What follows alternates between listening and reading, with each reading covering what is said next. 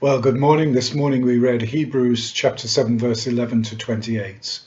You'll remember a few days ago when we started this chapter, this character Melchizedek from the Old Testament, a priest of God and a king of Salem, appeared to Abraham, met Abraham, and Abraham gave him a tithe of everything that he'd captured, and they worshipped the Lord together. The writer of Hebrews makes an historical play, that there's no genealogy recorded for Melchizedek, and there's no death date.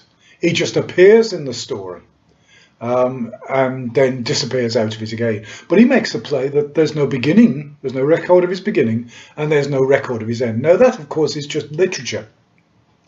It's unusual in Middle Eastern literature for people not to have genealogies, important characters.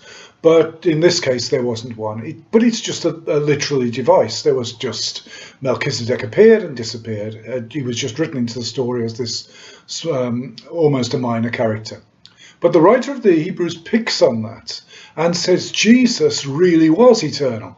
He was without beginning and without end. He's eternal. And then he goes on to talk about Jesus as the high priest of a new covenant, not a covenant based on laws and rules like the Levitical priests who descended from Aaron, but a spiritual priesthood, those ordained and called by God, and an eternal priesthood.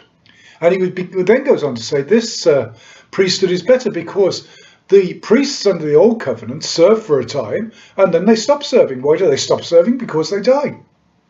But Jesus, as our eternal priest, endures forever.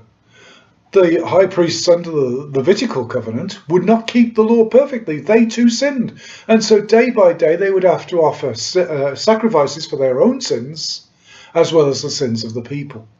But Jesus, as a high priest living forever and perfect and without sin, he offers one offering for sin. He offered himself. He gave himself. And that sacrifice is once for all. It lasts forever because he's an eternal priest. And so, picking on that just little literally point, the writer of Hebrews uses it to illustrate the nature of the Lord Jesus and his priestly office for us, how he has offered the sacrifice that takes away our sin, the perfect sacrifice, and he is the one, the intermediary between us and God the Father.